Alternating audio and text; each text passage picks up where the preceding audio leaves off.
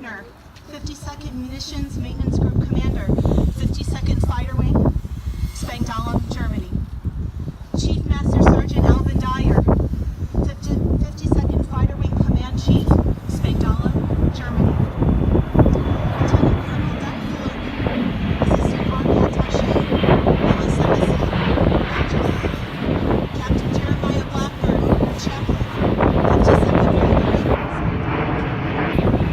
Mr. Joseph Braun, U.S. veteran of our war in Vietnam. Mr. Constant Gorgin, representing the U.S. Veterans Friends of Luxembourg. Mr. Joachim Steinheiden, representing the Patent Alliance, Luxembourg.